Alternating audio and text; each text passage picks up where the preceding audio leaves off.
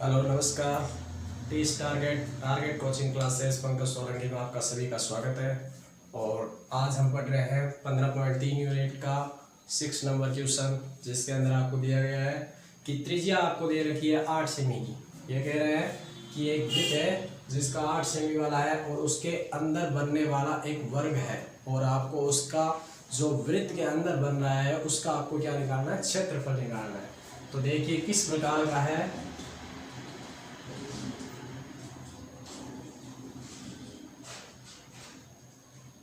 ये ऐसा कोई वर्ग है, वृत्त है, और वृत्त के अंदर बन रहा है वर्ग। इसे हम नाम देंगे ए बी सी और डी। ये वर्ग का क्या होता है, केंद्र होता है। और वर्ग के केंद्र से आपको कुछ त्रिज्या दे रखी है, तो त्रिज्या आप कोई सी भी ले सकते हो, चाहे तो ये यहाँ पे मैंने नाम लिख दिया ओ, जिसका वृत्त का क्या है, केंद्र। यदि आप चाहो तो ओ डी ले सकते हो, ओ बी ले सकते हो, ओ सी या फिर ओ ए। ये क्या है, वृत्त की त्रिज्या है। तो जैसे मैंने मान लिया ओ डी ले लीजिए, चाहे ओ बी ले लीजिए, ठीक है। तो अब आप लिखोगे वृत्त के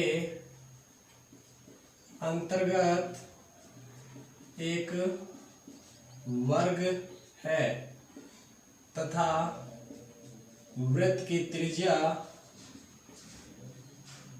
कितना है, 8 सेमी हो तो 8 सेमी हो तो वृत्त का व्यास क्या कहलाएगा। जब त्रिज्या आपको दे रखी है 8, तो वृत्त का व्यास हमेशा त्रिज्या का 2 गुना होता है। तो वृत्त का व्यास, उसका फॉर्मूला क्या होता है, 2 इंटू आर, या फिर आप लिख सकते हो 2 इंटू त्रिज्या। तो आपको देखिए 2 दिया गया है और त्रिज्या का मान आपको कितना दिया रखा है, त्रिज्या का मान आपको दे रखा है 8। ये रही त्रिज्या, तो आप यहाँ पर लिख सकते हो 8। कहने का अर्थ ये है कि ओ डी, यानी कि जैसे हमने ये त्रिज्या मानी, तो ये वृत्त के परिधि से केंद्र की ओर जो मिलती है वो होती है क्या, त्रिज्या। तो कहीं से भी मान सकते हैं हम, ओ डी मान सकते हैं, ओ बी, या फिर विकर्ण ओ सी या ए और ओ ए मान सकते हैं। तो इनमें से किसी एक को आपको मानना है। तो ये हो गया आपका कितना, 16।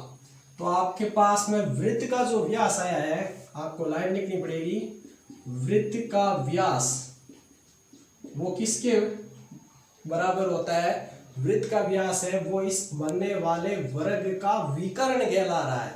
ये देखिए विकर्ण, वर्ग के अंदर कितने, 2 विकर्ण, जो आपके ए और सी हो सकता है या फिर बी और डी हो सकता है। तो आपका इसमें बी डी बन रहा है, तो आप लिखोगे वर्ग का विकर्ण उसके बराबर में हो जाएगा। तो वर्ग का विकर्ण कितना है आपका, 16 हो गया।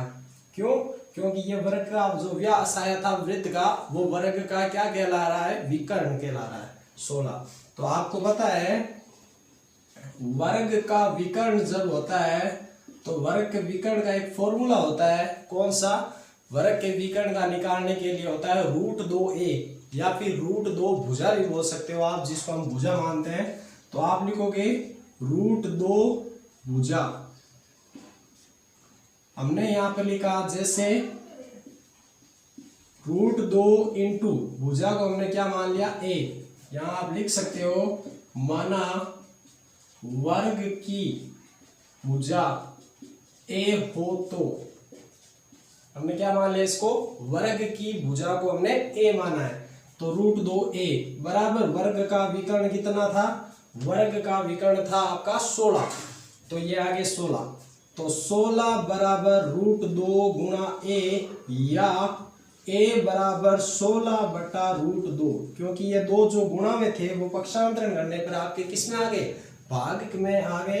तो आपका भुजा का मान आ गया कितना, 16 √2। अब आपको जब वर्ग की भुजा प्राप्त हो गई तो आप वर्ग का क्या निकाल सकते हो, क्षेत्रफल।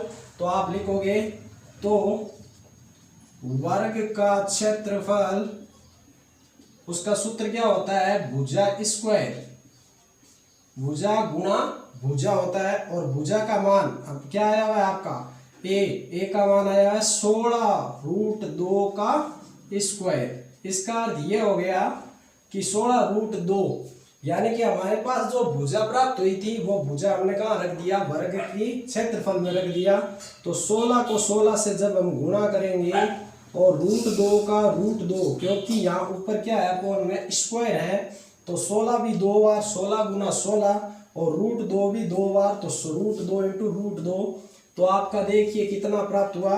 तो आप लिखोगे वर्ग का क्षेत्रफल बराबर 16 को जब 16 से गुना करते हैं यानी कि 16 का स्क्वायर करते हैं तो आपको 256 प्राप्त होता है, और √2 को √2 से करते हैं तो 2, ये √2 गुणा √2 2, और 2 से जब इसको काटा तो यह हो गया 128 सेमी स्क्वायर। यह आपका हो गया वर्ग का क्षेत्रफल।